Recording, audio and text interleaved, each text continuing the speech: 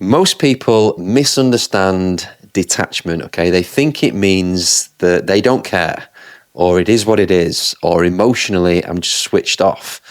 And that is not a useful frame around detachment at all. That's avoidance, which is a killer when it comes to things like reaching your goals or pushing yourself to improve and to grow. Okay, real detachment is totally different. Detachment is still caring deeply, but without gripping to the outcome so tightly that it kills your ability to enjoy the process of it all. And it actually wrecks your performance as well. And this is where many high functioning professionals quietly get stuck. And I know this because it's one of the topics that comes up repeatedly with my clients, regardless of quote unquote how successful they are.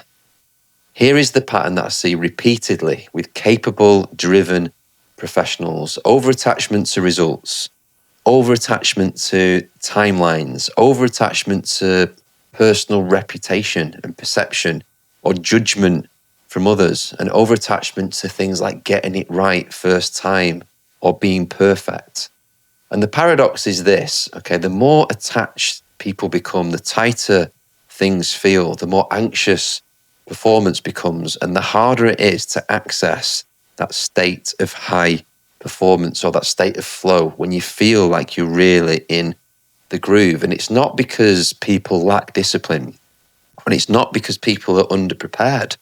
It's because they're trying to control outcomes that are fundamentally uncontrollable.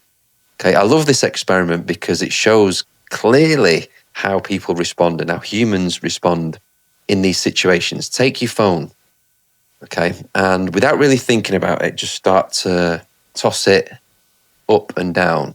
One hand to the other even. No thinking, no hesitation. You can even flip it, okay? Don't blame me if you drop it, by the way. Just do it. Now, change one thing in your mind. Imagine you are standing on the 5th floor of a balcony and you're leaning over the edge and you have the same phone, the same movement, the same ability.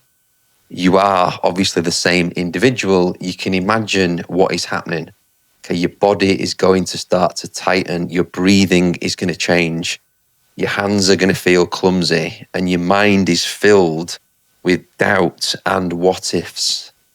Okay, and the likelihood is that you don't even make it to the first toss, so to speak. Okay, nothing changed about your capability. The only thing that changed is the balcony, and it triggers the importance that you attach to the outcome. In this case, catching the phone. And this is exactly how pressure works in real life. Most people are not underskilled at all. They are living permanently on the balcony, and they either stay there and they freeze and do nothing, or they proceed with so much caution that they live their own equivalent of dropping the phone. Because when excessive importance is placed on the outcome, the nervous system kicks in and we shift into threat state. Okay, our thinking starts to narrow, the presence that we had just completely disappears, and performance becomes forced rather than fluent. And this happens so often in high functioning professionals, and it shows up as stiff conversations or overthinking before meetings and strained presence with leadership, or confidence that just completely evaporates under any scrutiny. The issue is rarely effort or ability, it's over-attachment. I have arrived at the skill around this being a frame, and the frame is selective care, air quotes. Okay, you care about things like preparation, standards, integrity, consistent effort, your own inputs. Okay, and you inherently, of course, attach yourself to all of this. But at the same time, you have to learn and drill the skill of detaching from needing approval and forcing timelines and managing the perception of others and controlling responses, and ultimately a detachment from the end result. This is so important for anyone working in a role like marketing or in sales, where numbers matter. Think of it like food and energy. Okay, too much food creates too many calories, obviously, and you get excess fat. Okay, too much importance gets stored not as fat, but as anxiety. So think of detachment not as switching off, but as removing the excess weight and being able to fight lean. Okay, I learned this lesson the hard way in my career. For a long time, I was deeply attached to outcomes, especially big campaigns, eye-watering amounts of money being spent. And if the campaign performed well, I felt good. But if it didn't, it just emotionally killed me. Not in an obvious way, but in that quiet, corrosive way where you replay decisions or you question your judgment and you carry the weight home with you. The work doesn't stop in the office. The outcome just follows you everywhere. And the irony was this, that attachment didn't make the work better. It just made it tighter, less creative, or, more reactive. So I had to reframe the entire game. So instead of asking, did this succeed? You start asking, did we execute the experiment properly? Did we define a clear hypothesis? Did we control the inputs that we could control? Did we learn something meaningful regardless of the result? And the success metric therefore changed. Success was no longer attached to an outcome. It became clean execution and about how quickly we could learn.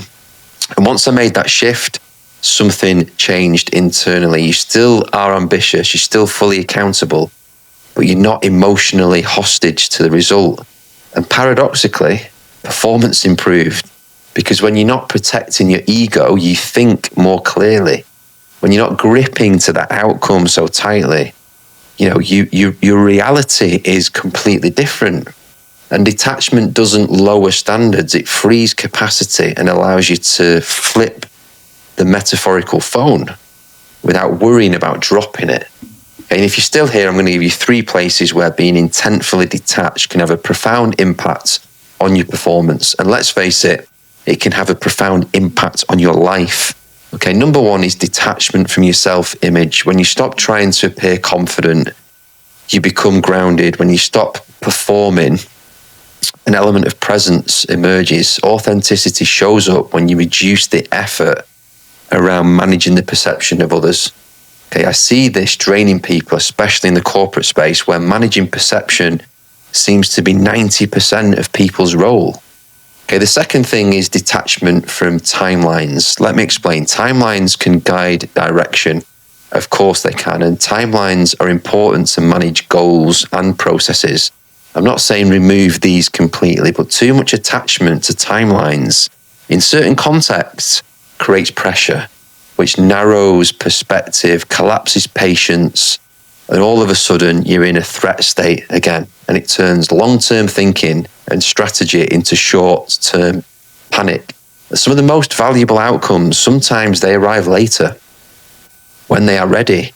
Okay, when they've had enough time to marinate, and they arrive better for it as well. So be intentful with your attachment to timelines. Number 3, the third thing is detachment from overall performance outcome. Okay, and here is the distinction that most people miss. Confidence is not hype and motivation and energy. Confidence is actually built in having self-trust, yet they measure everything on the outcomes that are outside of their control. I think, and I've lived this, that the world of elite sport have nailed this. And people in business still have a lot to learn, which is why you hear every good manager in sport, football's great for this, or player or athlete or coach, they talk obsessively about performance, not about result. Win, lose or draw, they dissect the performance, and the result is almost irrelevant. When self-trust in yourself is present within your performance, overthinking starts to reduce. Okay, execution becomes cleaner and decisions just feel calmer. Okay, over-attachment to result is often a flawed strategy, and it's born from that need for validation, but it's disguised as ambition. Okay, I'll leave you with this. Care deeply, detach from what you can't control, and trust yourself enough to let go. That is where sustainable performance lives. If this landed, I expand on all these ideas in my private newsletter. It's where I share the thinking behind the work. It's practical, it's grounded, it's frank, and it's applicable to real life. You'll find the link in the description. Until then, I'll see you in the next one.